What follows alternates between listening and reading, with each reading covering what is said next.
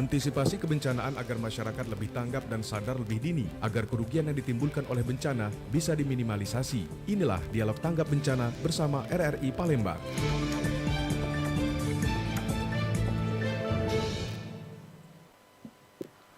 Assalamualaikum warahmatullahi wabarakatuh. Selamat pagi menjelang siang pendengar Pro 1 RRI Palembang. Kembali kita dalam acara program Kentongan, Dialog Interaktif Tanggap Bencana, produksi Pro 1 RRI Palembang. Dan tema kita pada pagi hari ini adalah melestarikan fungsi sungai dan hutan, mencegah banjir.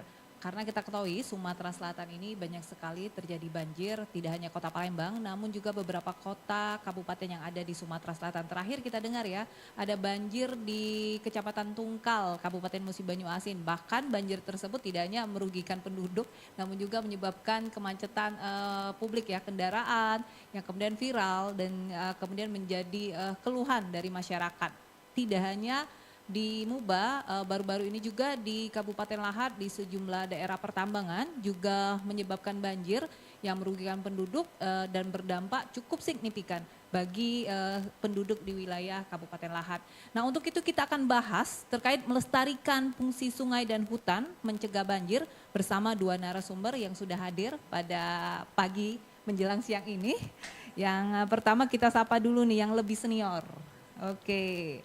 Profesor Ahmad Sarifudin, akademisi Universitas Bina Dharma Palembang. Selamat pagi, Prof. Selamat pagi. Sehat Assalamualaikum warahmatullahi wabarakatuh. Waalaikumsalam. Alhamdulillah sehat. Sehat ya, Prof ya. Cukup jauh ya, tapi hijau semua ya, Prof ya. Kalau kita sampai sini ya, Prof ya. Iya, cukup. Cukup jauh tapi hijau. Hijau. Seger ya. Kalau pagi tadi seger ya, Prof ya. Seger sekali. Baik, kemudian ada Adio Sapri, panggilnya Bang ya, Bang. Enaknya Bang ya. Bang bisa. Bang bisa, baik. Bang Adio Sapri, manajer jaringan kampanye hutan kita Institut Sumatera Selatan. Selamat pagi Bang Adio. Selamat pagi. Adio aja ya panggilnya? Boleh Adis. Baik, sehat ya Bang ya? Sehat alhamdulillah. Sehat. Bagaimana dengan Haki juga? Lancar pekerjaannya, programnya? Oh selalu lancar. Lancar ya? Iya betul. Baik.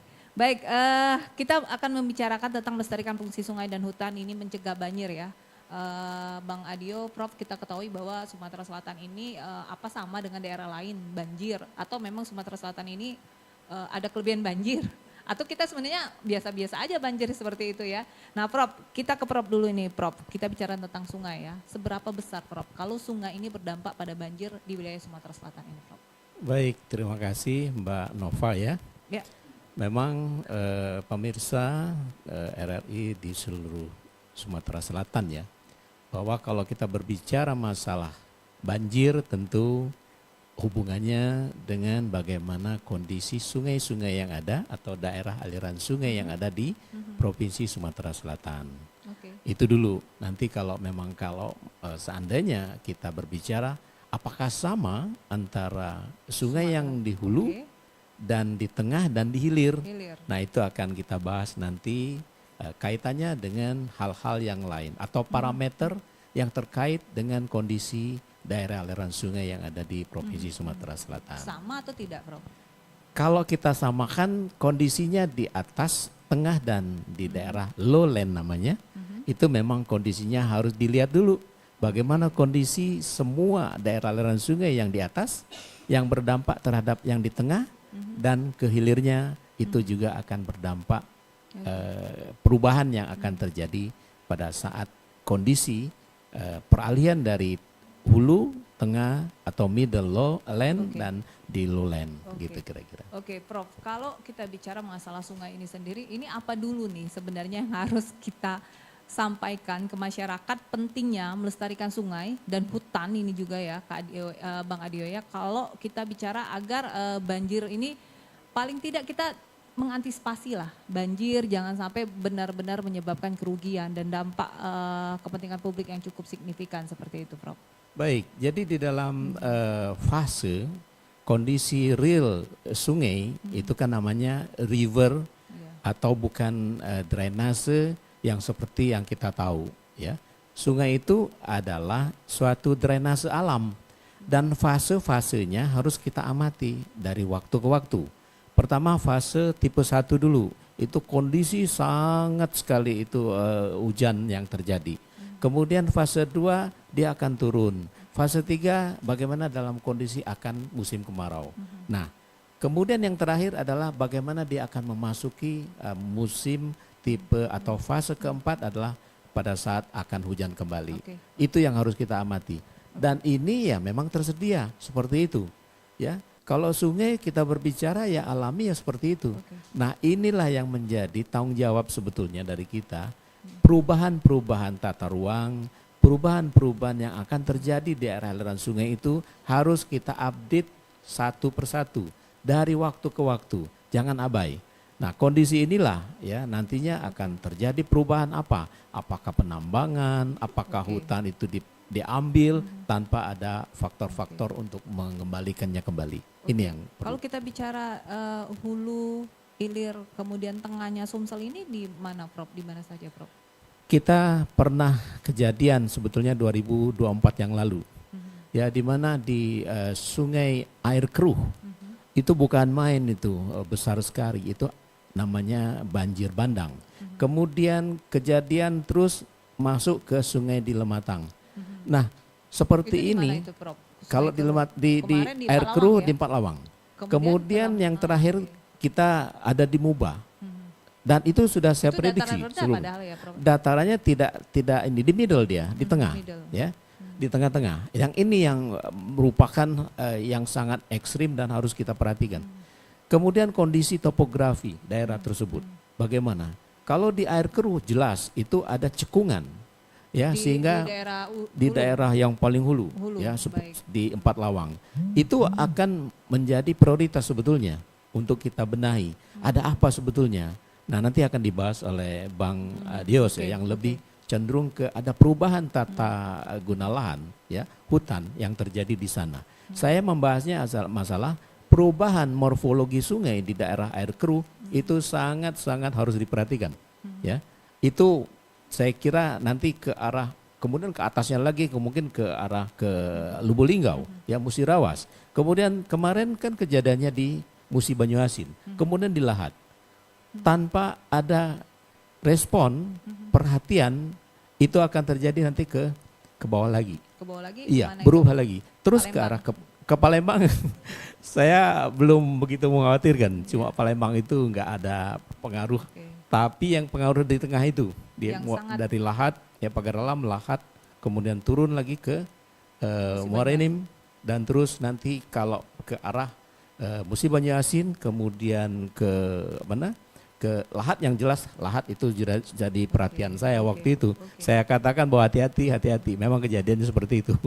Ini Jadi yang sangat penting sekali bagian hulu yang paling atas ya Bang Adio ya. Oke, kita ke Bang Adio nih Bang Iya. Adio. Hulu paling atas sangat penting untuk kita jaga dan kita lestarikan. Sebenarnya apa yang perlu kita mention dari daerah hulu bagian atas? Atasnya lagi ada apa Bang? Ya, terima kasih Mbak Nopi. Selamat pagi para pendengar RRI di seluruh Provinsi Sumatera Selatan. Pada kesempatan ini saya coba melihat konteks peranan di daerah hulu ya. Yang sebagaimana kita ketahui Provinsi Sumatera Selatan ini luas wilayah itu sekitar 9 juta hektar.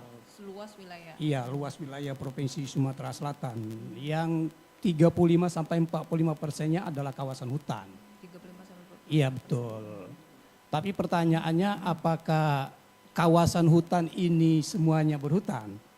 Apakah semuanya berhutan? Iya, betul. Apakah Nah, baik seperti itu ya? apakah hutannya juga baik di dalam itu? Baik. Nah, ini yang menjadi permasalahan salah satunya penyebab kejadian bencana terutama banjir di Sumatera Selatan. Syukur alhamdulillah di daerah hulu di Provinsi Sumatera Selatan ini masih cukup konsisten terhadap tutupan hutan yang namanya hutan lindung sebagai perlindungan daerah sekitar dan daerah bawahannya. Dan kalau kita lihat di daerah hulu ini masih cukup relatif baik kondisi tutupan hutan. Lebih tepatnya di mana itu? sebenarnya? Lebih tepatnya daerah hulu ini seperti di Muara Enim Semendong, di Oku Selatan seperti di Danau Ranong, dan juga di sekitar Lahat ya Pak Prof ya. dan juga di sekitar Musi Banyuasin itu masih ada, walaupun bukan statusnya kawasan lindung, tapi masih ada hutan produksi yang dikelola oleh satu PBPH restorasi ekosistem yang relatif hutannya masih ada, walaupun saat ini mengalami degradasi juga. Ini di daerah hulu ini, seperti yang dibicarakan oleh Pak Prof tadi, sangat penting keberadaan hutan untuk melindungi daerah tengah dan hilir tentunya.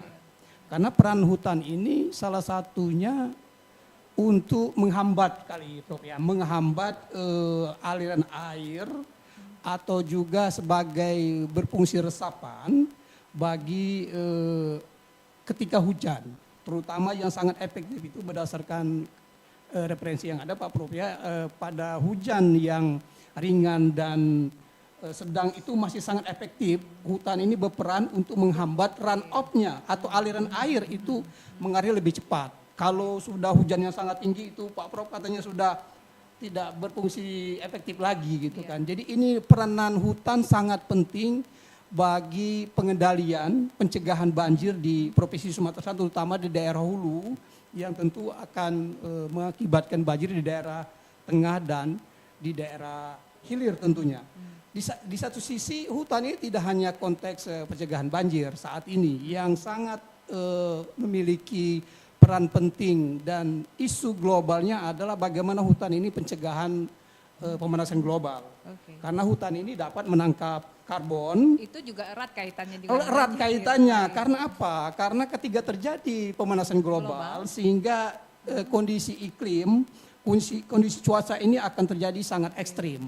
Ketika terjadi memang benar perubahan suhu di atas 1,5 ya derajat di seluruh bumi. Kalau bahasa awamnya itu ketika pemanasan global semakin meningkat, suhu semakin ekstrim, hujan pun akan semakin intensitas. Hujan dan kering akan semakin ekstrim. Akan semakin ekstrim. Betul, ini akan terjadi bencana. Permukaan tinggi air laut juga akan meningkat. Betul. Dan bagaimana kondisi sebenarnya kondisi dari hutan kita ini, Bang Adio? Karena kan tadi 35 hingga 40% hutan kita, syukur alhamdulillah dari kata Bang Adio ya. Padahal sebenarnya kondisi hutan kita seperti apa?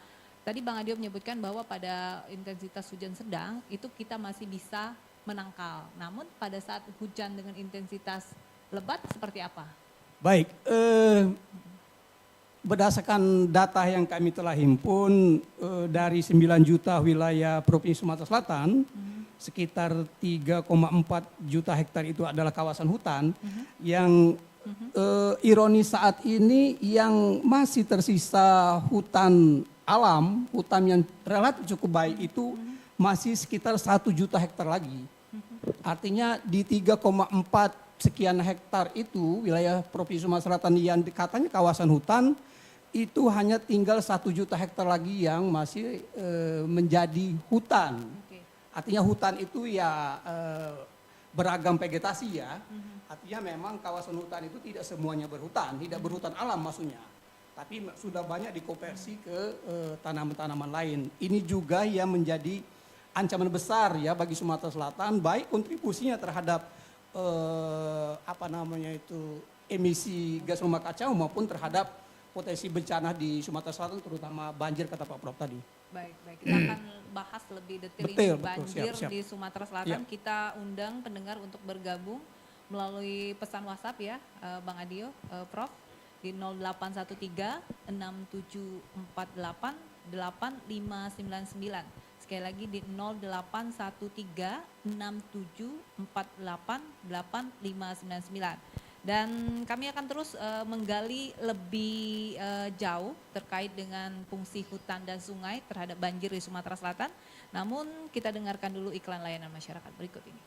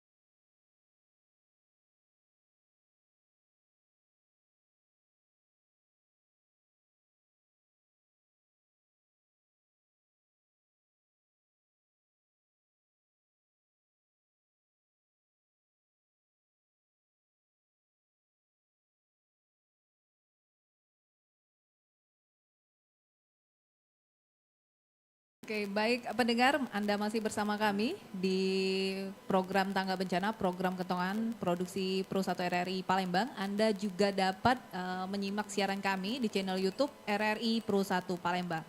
Dan kami akan terus membuka line telepon di 0813 67488 599. Sudah ada pendengar yang ingin bergabung bersama kami di fungsi hutan dan sungai untuk mencegah banjir di Sumatera Selatan. Sudah tersambung, baik kita terima. Halo, selamat pagi menjelang siang RRI. Masih terhubung kembali, kita tunggu ya Bang Adio ya, Prof Ahmad di program Tanggap Bencana di 081367488599. Dicoba terus ya bagi yang ingin bergabung bersama kami di program Kentongan Produksi RRI Palembang. Halo. Oke. Halo, selamat pagi RRI. Halo, selamat pagi RRI. Selamat pagi Mbak. Selamat pagi, dengan siapa? Ibu atau Mbak di mana? Yanti di Kenten. Oh, Mbak Yanti di Kenten. Oke, silakan. Palembang ya Mbak Yanti ya. Betul. Oke. Selamat pagi Prof dan juga Bang Adio. Tadi saya dengar dari awal ini perbincangan yang menarik nih. Berbicara tentang lingkungan dan juga banjir yang ada di Sumsel ya. Kalau tadi keterangan dari Prof ini kan karena akademisi sepertinya kompleks sekali juga komprehensif ya penjelasannya ditambah dengan Bang Adio tadi. Yang menarik itu adalah kalau berbicara tentang lingkungan, apalagi kan akhir-akhir ini nih gimana ya, lingkungannya juga kalau tadi Bang Adios kan cuma bilangnya tentang hutannya aja. Ini kan akhir-akhir ini yang menarik tuh di Indonesia tuh ternyata organisasi, keagamaan dan lain sebagainya juga ikut pertambangan ya, rame-rame ini apa enggak ikut merusak ya. Tadi kan Prof juga seperti ada kekhawatiran katanya di mana ya tadi kalau nggak salah di Lahat, dibilang awas hati-hati banjir bandang dan lain sebagainya. Kalau melihat topografi bukannya memang Sumsel ini kan enggak rata gitu, ada hulu tadi katanya, ada hilir juga begitu. Nah, bukannya ini PR-nya semakin banyak ya, ditambah lagi kan persoalannya kan berbeda-beda. Kalau misalnya di Palembang mungkin karena pembangunannya yang semakin nggak jelas gitu, banyak bangunan rumah-rumah. Kalau daerah-daerah lain gimana? Kalau bicara hutan, emang kita mesti punya hutan ya? Di mana gitu? Mungkin di DKI mungkin ya. Terus perannya pemerintah daerah itu bagaimana? Kalau bicara ini, waduh, kalau dengarnya tadi tuh riuh banget. Mau membenahinya yang mana mau dibenahi itu udah hancur semua. Belum lagi kalau kita jalan ke arah Lahat itu kan lihat pegunungan, bukit-bukit itu aja. Saya melihat itu mau jalan-jalan ke Pagaranan udah hancur begitu apa enggak? Memang kompleks banget nih permasalahan lingkungan. Enggak usah di Sumsel, di Indonesia pun ya begitu ya. Saya sih cuman gitu aja ya Mbak, mungkin kepenunek-unek nih apa yang dia ngomongin sama Prof sama Bang Adios tadi. Terima kasih Mbak, selamat pagi. Selamat pagi Mbak Yanti di Kenten Palembang. Ada kompleks sekali ya persoalan ini. Ini ke Prof dulu atau ke Bang Adio? Ini nggak sabar nih. Prof dulu ya, sudah dari tadi ketawa-tawa Prof. Baik, terima kasih Mbak Yanti ya. Iya, di Palembang. Memang kita sering lihat bahwa beberapa daerah itu Pagaralam, Lahat, Morainim, itu memang ada beberapa di Lahat terutama itu ada penambangan. Ya, kalau istilah orang-orang kemarin tuh saya lihat ada namanya peti ya. Ya, peti itu ya ada penambangan yang katakanlah abal-abal mungkin, yang tidak terdaftar lah seperti itu. Ilegal lah seperti itu. Nah, ini memang harus kita perhatikan bahwa kalau seandainya semua ya tidak kita fokuskan ke pemerintah aja atau pejabat pemerintah yang terkait, tapi semua masyarakat juga diajak berpartisipasi, itu sangat memungkinkan sebelum terjadi. Kalau kita ini sudah terjadi baru ribut gitu, tapi kalau sebelum terjadi sekarang inilah, mari kita sama-sama untuk melestarikan hutan. Nanti Bang Adios yang lebih detail melihat perubahan sampai sejauh mana. Saya melihat bahwa ada space di ruangan untuk sungai. Itu harusnya harus di aturan yang berlaku kalau dia belum diapa-apakan sungai tersebut, ya, belum dikatakanlah dibuat pelindung tebingnya, itu harus ada space, ruang untuk sungai. Itu enggak boleh diapa-apakan. Sebenarnya kondisi sungai kita di Sumatera Selatan ini seperti apa nih Prof sebenarnya? Kalau saya Kalau kita katakan, bicara tadi ada daerah tambang yang sudah ilegal, ada Iya. tambang ilegal, terus hutan juga yang sudah ada yang tidak baik. Betul. Sebenarnya kondisi sungai kita seperti apa nih Prof? ya tidak baik-baik saja sebetulnya kalau saya lihat secara keseluruhan ya. Nah ini mohon diperhatikan, jangan spot-spot. Nanti kalau kita lihat bahwa yang kemarin terjadi banjir, aman setelah itu, nanti akan berlari ke yang lain. Untuk Beda-beda itu ya setiap tahun ya? berbeda-beda karena apa? Perubahan yang terjadi itu kita selalu diupdate seharusnya, ya. Nah selalu saya katakan berkali-kali, updating semua tata ruang yang ada, bisa apa enggak, dan koordinasi dengan instansi terkait. Ya, kita BMKG ada, selalu mengupdate data. Hati-hati pada besok atau kapan itu akan terjadi ini. Hujan ekstrim akan terjadi.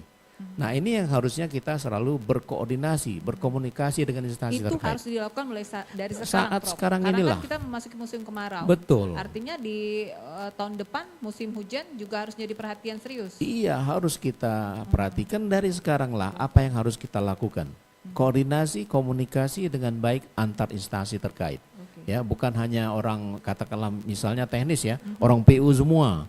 Ya, atau yang kehutanan atau yang pertanian atau yang semua harus terintegrasi supaya ada perubahan sedikit pun ya yang dikhawatirkan yang dilihat oleh Mbak Yanti tadi itu akan kita lakukan komunikasi informasikan bahwa ini terjadi apa ya kira-kira seperti itu. Oke, baik. Bang Adio, kalau disampaikan Mbak Yanti tadi pertambangan, kemudian dia jalan-jalan ke Lahat Pagar Alam tuh ada yang tidak hijau seperti itu ya, gundul seperti itu.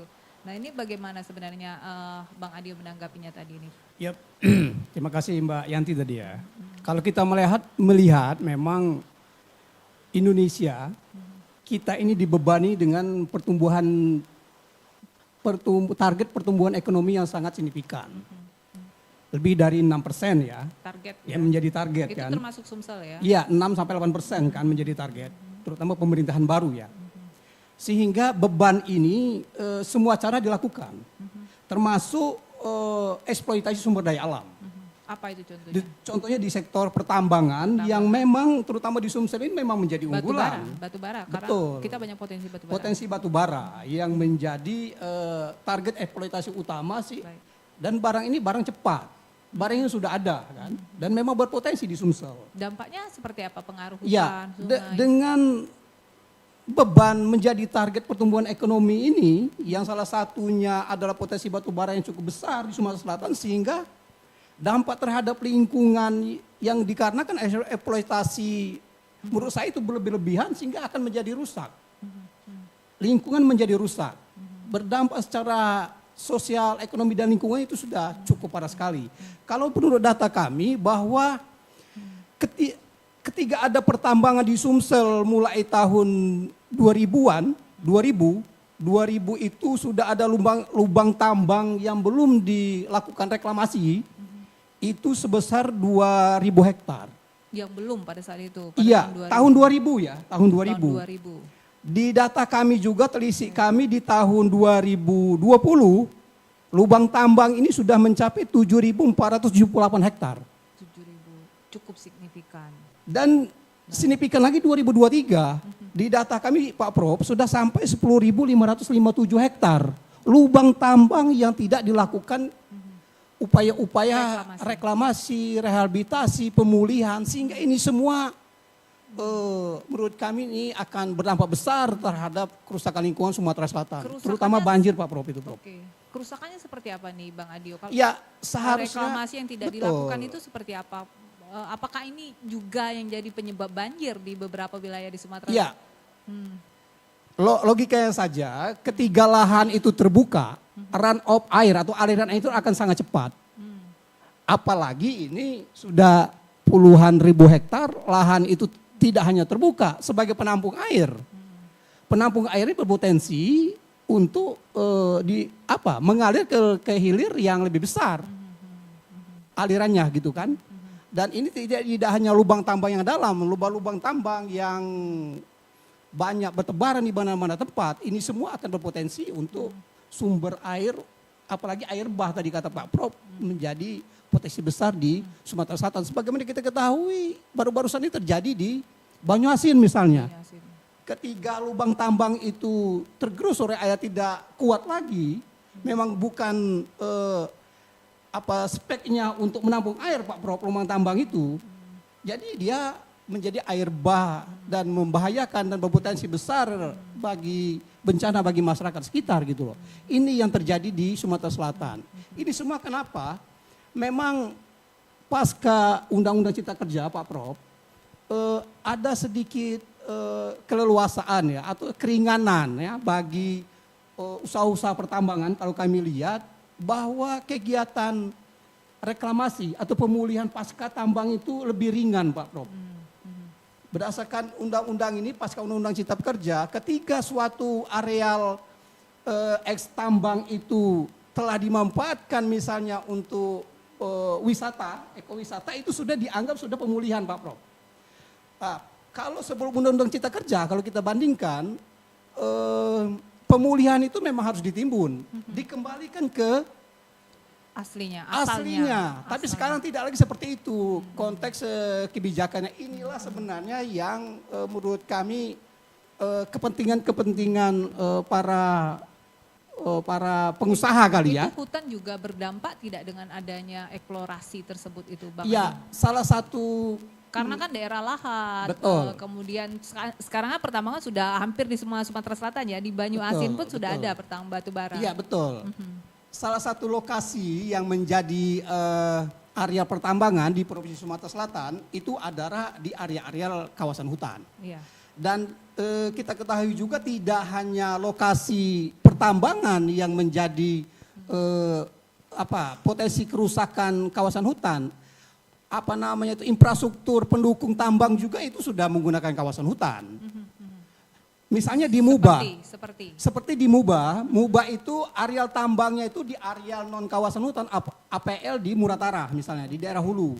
Tapi batu bara ini mesti diangkut ke Sungai Lalan di Musi Banyuasin untuk diangkut ke kapal tongkang sehingga distribusinya itu harus melewati dari Muratara Musi Banyuasin, Muba, terus melipir ke Jambi sedikit, baru masuk lagi ke Sungai Lalan. Dan jalan ini 60% menggunakan kawasan hutan. Dan ini semua kalau kami lihat sudah berdampak terhadap deforestasi terhadap kawasan hutan. Yang memang sebelumnya itu adalah hutan yang cukup bagus. Dan sebagai tempat hidup, rumah bagi banyak biodiversity, tapi dirusak oleh infrastruktur pendukung dari pertambangan. Sehingga upaya-upaya untuk mitigasi kerusakan lingkungan ini belum begitu baik di sektor pertambangan di Sumatera Selatan ini. Di samping pengawasannya sudah masih lemah sekali. Iya. Oke, seperti itu ya Bang Dio. Betul, betul. Prof, tadi kan kita bicara hutan yang sudah banyak kawasan yang perlu segera dilakukan mitigasi pun sangat sulit tadi Bang Adio katakan. Nah kalau kita bicara sungai ini sendiri, apakah dengan semakin mengikisnya hujan kita perlu reboisasi itu? Kalau kita bicara penanaman hutan kembali ya, daerah-daerah pinggiran tadi, benteng-benteng sungai itu seperti apa kondisinya saat ini Prof? Iya, jadi salah satu yang bisa kita lakukan solusinya itu adalah pertama adalah pemetaan kembali. Pemetaan kembali. Remap. Apakah memang tidak ada pemetaan? Kan banyak pemerintah ada, melakukan pemetaan. tapi saya belum yakin kalau memang itu sudah ada pemetaan kembali, terutama bagaimana mengeksploitasi ya daerah-daerah pertambangan yang dimaksud oleh Bang Adios tadi. Dan itu ternyata kenyataannya ya, kalau kita berbicara masalah sungai, sungai itu wadah ya, apapun yang terjadi di sekitarnya dia akan berdampak terhadap lingkungan sungainya. Ya, baik air bakunya sendiri itu akan berdampak negatif. Ya, apalagi kalau kita akan merambah hutan tanpa ada aturan yang jelas. Dan satu hal yang paling penting itu bagaimana fungsinya. Ya, kalau dibuat jalan yang tadi dirambah dengan hutan, apa jadinya? Alat-alat berat akan datang di situ. Kemudian akan merusak dari struktur tanahnya. Nah itu yang menjadi masalah. Tadi dibicarakan bahwa aliran yang terjadi di atas permukaan itu yang berbicara adalah runoff, ya itu akan tidak bisa meresap, terinfiltrasi secara alami. Nah bagaimana caranya untuk supaya itu bisa meresap kembali, terutama yang di daerah-daerah yang sudah dieksploitasi tadi, ya dibuat seperti apa? Kenyataan banyak sekali bahwa yang sudah-sudah, ya bukan hanya tambang saja, ya yang di Bangka itu bukan main faktor merusak lingkungannya. Airnya itu tidak bisa katakanlah dipakai 100% untuk air baku, untuk apalagi untuk air minum. Dan ini mahal harganya apabila dari sekarang kita tidak duduk bersama. Apa solusi yang terbaik? Baik. Itu Jadi kira-kira. bukan cuma krisis banjir ya. Bukan Krisis banjir air saja. bersih nantinya ya. Air bersih Baik. juga. Itu saya sudah ada, ini ada saya sedikit di Morainim saya ada penelitian bahwa antara kebutuhan dengan ketersediaan air yang ada di Morainim saja, satu sungai aja, satu kecamatan saja itu jauhnya bukan main. Hampir mulai 70%. Nah bagaimana kita mengantisipasi tersebut? Ya bukan hanya banjir saja tapi krisis air minum juga akan terjadi nanti. Sudah terjadi di Hati-hati. Morainim ya Prof ya. Sudah ada itu. Saya prediksi bahwa tahun 2025 kemudian 2030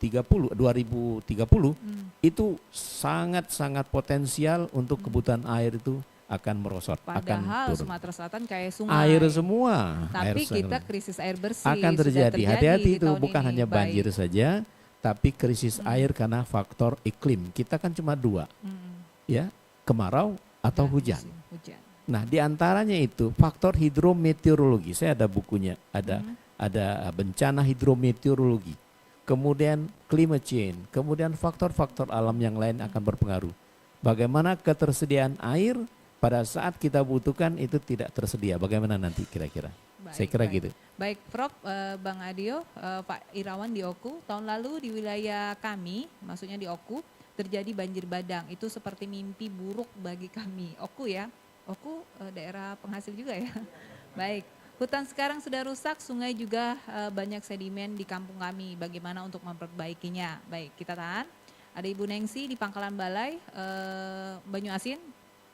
Setiap hari kini di wilayah kami banyak mobil yang membawa tanah, apa itu masuk perusak lingkungan dan penyebab banjir juga.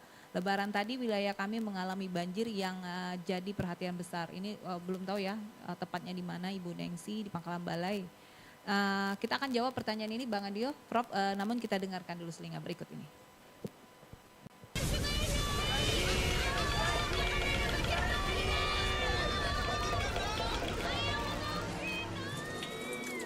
Kamu kena banjir ya, Pus. Kasihan, sini aku keringkan badanmu ya. Kasihan si Pusi ya, Ca. Habis orang-orang itu suka buang sampah di kali sih. Teman-teman, kita angkut sampah ini yuk ke tempat pembuangan sampah. Jangan dibuang di kali seperti orang-orang itu. Ayo! Mereka masih kecil, tapi mereka sudah berpikir cerdas. Bagaimana dengan Anda? Pesan ini disampaikan oleh Radio Republik Indonesia. rri.co.id Portal Kantor Berita Nasional Radio Republik Indonesia. Berbagai berita terkini dari seluruh pelosok negeri dan dunia internasional, politik, hukum, sosial, budaya, ekonomi, olahraga, dan hiburan dari lebih 60 kota se-Indonesia dan perwakilan luar negeri. Ketik www.rri.co.id. Dapatkan informasi dan ulasan yang akurat dan terpercaya, dilengkapi dengan audio on demand. Live streaming, siaran dari Pro 1, Pro 2, Pro 4 dari 65 kota, Pro 3, Voice of Indonesia, dan Channel 5. Berita, informasi terkini dan ulasan yang terpercaya serta akurat. rri.co.id. Anda masih bersama Dialog Tanggap Bencana RRI Palembang.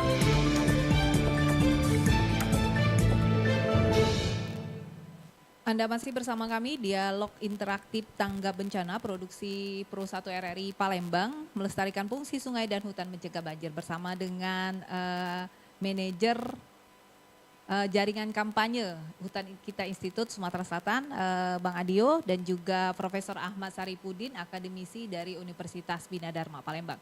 Baik, tadi sudah ada 2 penanya ya, satu dari Oku, kemudian juga dari Pangkalan Balai. Persoalannya sama, banjir seperti itu, ketakutan, mimpi buruk bagi mereka ketika mereka mungkin tidak pernah banjir, namun beberapa tahun terakhir, bahkan Lebaran tahun lalu di Pangkalan Balai itu cukup terjadi banjir hebat ini, Bang Adio. Seperti apa nih kalau kita melihat 2 daerah tersebut di Oku dan Pangkalan Balai, kondisi hutan di wilayah 2 tersebut seperti apa itu? Ya, kalau kita lihat kondisi hutan di Oku ya, kerusakan hutan ini tidak hanya disebabkan oleh beragam kegiatan eksploitasi tambang dan infrastruktur pendukung sebenarnya. Kerusakan hutan ini juga bisa disebabkan oleh pengolahan lahan oleh semua pihak ya, termasuk masyarakat. Kalau perkebunan seperti apa? Iya betul, semua pihak termasuk perkebunan, masyarakat yang kalau dibilang selama ini adalah perambahan-perambahan. Perambahan ini sudah cukup masif juga di Sumatera Selatan untuk mengolah kawasan hutan yang kebanyakan ini menanam tanaman yang sifatnya monokultur seperti sawit, itu kan, karet dan lain-lain yang lebih cenderung tidak ramah lingkungan.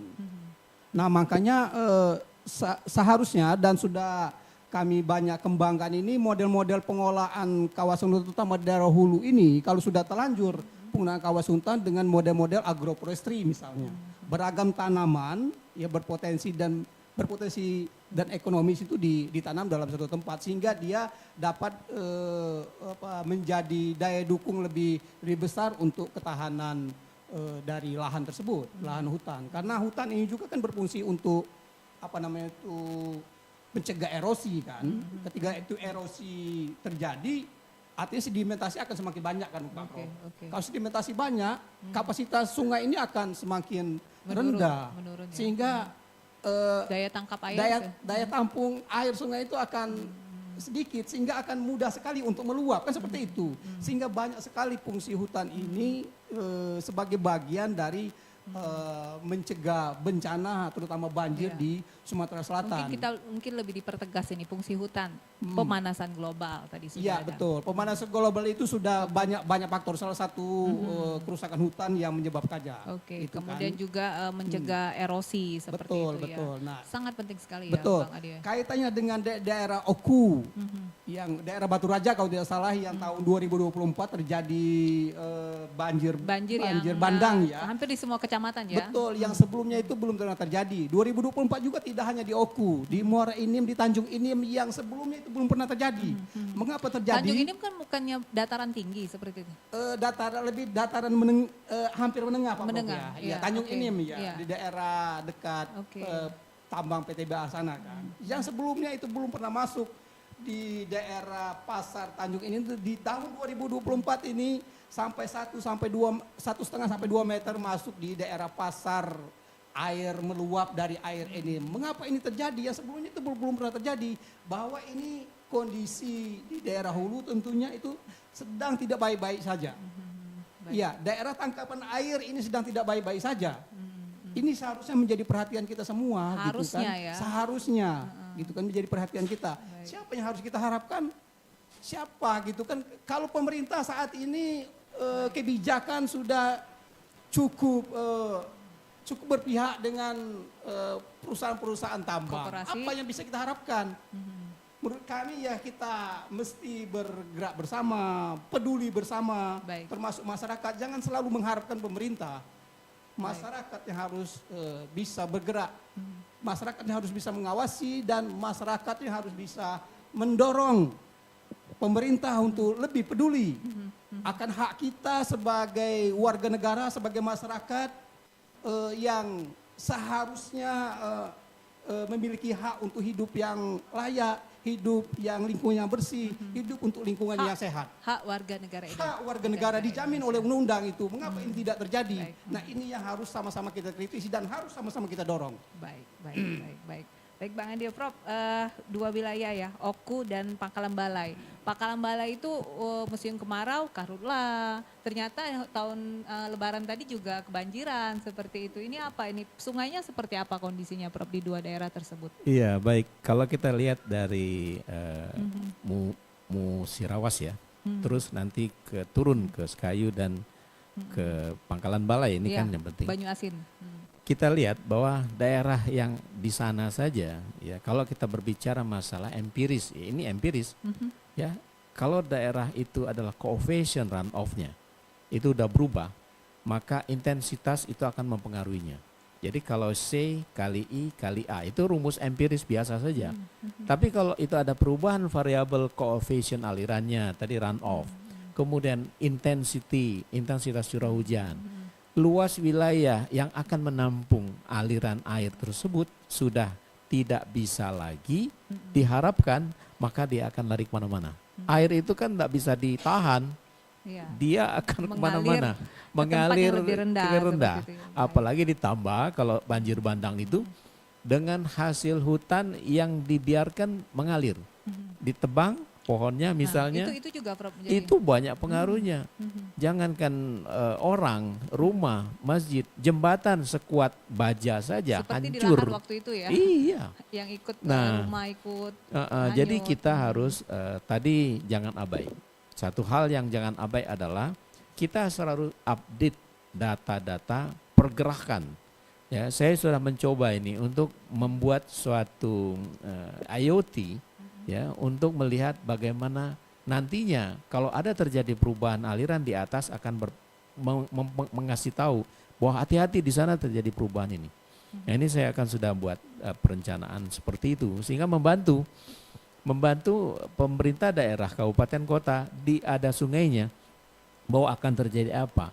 Ada perubahan apa yang terjadi di situ sehingga aliran air. Sudah pernah diselenting belum Prof sendiri sebagai akademisi kepada pemerintah mengingatkan seperti itu?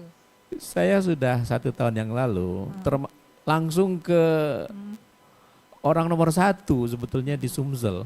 Saya kasihkan bukunya bahwa ini ada faktor perubahan karena akibat hidrometeorologi. Hati-hati. Nah, sudah dipahami dan ini akan menjadi acuan waktu itu 1 tahun yang lalu. Tapi nggak tahu apakah mungkin sudah hilang bukunya, saya nggak tahu. Nanti akan saya update lagi bahwa memang tidak bisa kita mengandalkan tadi katakan oleh Bang Dios pemerintah saja, kemudian perusahaan-perusahaan katakanlah yang ada kaitannya dengan itu harus juga peduli ya. Tapi nah ini saya dengar bahwa apa yang ada di masyarakat, apa yang ada di kabupaten itu tidak sepenuhnya untuk kabupaten dan kota. Semuanya ke pusat dan efisiensi itu saya kira ini perlu menjadi perhatian apakah juga. setara dengan kerugian yang kita Nah, dapat dan itu. dengan penerimaan Betul. daerah yang kita dapat. Itu yang menjadi perhatian. Kalau waktu itu oke lah ya, ada perubahan-perubahan seperti ini itu ya bagaimana lagi? Ya perusahaan itu mungkin juga punya ini juga ya. Ya karena ini seperti ini loh aturannya. Nah, ini yang menjadi coba kita luruskan lah nanti duduk sama-sama aturan yang jelas. Pemerintah kabupaten itu dan kota juga merasakan bahwa ini bukan untuk saya atau untuk siapa, tapi untuk masyarakat, kan begitu kira-kira. Baik, kita tahan Bang Adio, Prof dari Bambang di Prabu Muli. Sama saja di Prabu Muli merupakan kota ya, juga banjir sekarang sudah semakin sering di kotanya. Bingung kalau lihat ramalan cuaca. Katanya musim hujan tapi panas dan kering, apalagi nanti kalau masuk musim kemarau, jangan-jangan air bersih juga susah. Tadi kita sudah bahas ya, nanti akan dijawab lagi sama Prof. Kemudian ada Aldi di Indralaya, climate change itu berarti nyata ya Prof, sekarang musim bergeser, kondisi alam juga sudah rusak, banjir 5 tahun sering jadi alasan pemerintah, seperti itu. Bang Adio, duluan ini Bang. Baik, dari kajian, semua kajian kecuali Presiden Trump kali ya, ini menyatakan bahwa climate change atau perubahan iklim dan pemanasan global ini sudah nyata dan adanya gitu. Telah berdampak besar terhadap semua sektor di bumi gitu kan. Ini yang harus menjadi perhatian kita semua sebenarnya dan harus dicegah apa yang bisa kita lakukan untuk mencegahnya gitu kan. Termasuk tadi kita bisa menanam tanaman pohon, itu upaya-upaya kecil yang bisa kita lakukan. Banyak sudah Bang. Betul. Penanaman pohon dilakukan. Pengolahan dan membuang sampah sembarangan dari hal yang kecil itu bisa membuat mitigasi tidak terjadinya pemanasan global yang lebih besar sebenarnya dari hal yang kecil gitu kan. Nah ini juga yang harus menjadi perhatian kita semua. Saya cukup tertarik tadi bagaimana ini terjadi kata Pak Prof. Apakah apa yang harus kita lakukan katanya kan? Apakah pemerintah diam saja? Menurut saya memang sekarang ini kondisinya semua cukup tidak baik-baik saja. Semuanya punya target besar, terutama dalam konteks pemenuhan fiskal daerah yang menuntut eksploitasi sumber daya alam ini yang lebih besar, sehingga mengabaikan kelestarian dan perlindungan terhadap lingkungan yang berpotensi akan terjadi bencana di khususnya di Provinsi Sumatera Selatan. Sehingga semua pihak yang seharusnya memiliki batasan-batasan aturan yang harus ditaati ini sudah abai. Misalnya saja di daerah sepadan sungai, berdasarkan aturannya itu sungai kecil itu 50 meter itu tidak boleh diapa-apain sebagai jalur hijau. Kalau sungai besar seperti Sungai Musi 100 meter kiri dan kanan sungai sebagai jalur hijau. Tapi faktanya apa sekarang di Sumatera Selatan sudah banyak tanaman sawit Pak Bro. Iya, tanaman sawit ditanam di pinggir-pinggir sungai yang seharusnya itu tidak boleh. Ini tetap menjadi jalur hijau sebagai pelindungan sungai dari abrasi, sebagai bagian dari tangkapan air, sebagai bagian dari rumah biodiversity. Dan ini terjadi di Sumatera Selatan sebenarnya tidak baik-baik saja. Dan cukup apa ya, kondisinya cukup cocok gitu kan, pengawasan ya lemah, ketaatan yang kurang, aturan yang sedikit membolehkan Pak Prof. Ini kerusakan lingkungan di Sumatera Selatan ini Indonesia akan lebih parah kalau kita sama-sama, terutama para komunitas-komunitas, para masyarakat tidak sama-sama mendorong, tidak sama-sama mengawasi, dan tidak sama-sama. Berarti harus dari sekarang ya Bang Adio? Harusnya dari sekarang. Harus dari sekarang. Bergerak dari sekarang. Betul. Kalau tidak dari sekarang akan terlambat dan bencana akan semakin besar dan tinggi, terutama kebutuhan air bersih ya. Kalau kita lihat di daerah pertambangan, eksploitasi produksi tambang itu di mana-mana sungai sudah rusak. Sudah terjadi sungai krisis. Tidak ada, dia tahu alurnya lagi Pak Prof, karena dia prioritasnya adalah batu bara dan harus membongkar sungai-sungai kan. Dan ini sebenarnya yang harus menjadi perhatian kita bersama, terutama pemerintah ya sebagai regulator dan fasilitator seharusnya. Marilah kita sama-sama mengawasi, sama-sama meluruskan dan sama-sama memitigasi dampak yang akan timbul jangka panjang, tidak hanya sekarang saja. Gitu kan. Oke, baik Bang Adio, tadi sekalian closing statement ya, kita ke Prof juga, sekalian closing statement ini untuk di Indralaya dan Prabu Muli ini. Seperti apa kalau kita melihat dua daerah ini? Ya memang daerah-daerah yang katakanlah menjadi suatu concern ya bagi kita semua, terutama dalam musim yang akan datang. Itu akan kerepotan dengan kemarau lagi, kemarau, kebakaran hutan. Nah ini itu juga saja ya, Prof, ya? Itu jadi fokus kita mahal itu.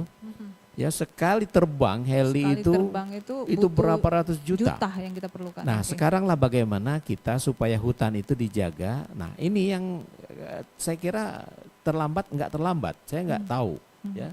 Kalau kondisinya sudah seperti ini, rutinitas tahunan kalau hujan banjir, kalau kemarau kebakaran hutan. Nah ini yang menjadi concern kita.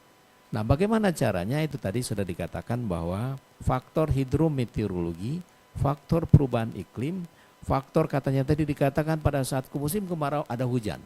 Ya memang seperti itu, pergerakan karena apa? Karena ada perubahan-perubahan yang dari atas ya, dari atas. Ya kalau ditanya ya terserah, kita berdoa saja. Tidak bisa seperti itu, kita ada usaha. Doa dulu baru ada usaha. Nah bagaimana nanti solusinya itu tadi, kalau mengatasi masalah DAS, daerah aliran sungai, kita harus punya data mappingnya. Itu satu-satu. Kabupaten ini dia kan harus ada one river, one management dulu. Tapi nggak tahu sekarang mungkin ada bergeser sedikit.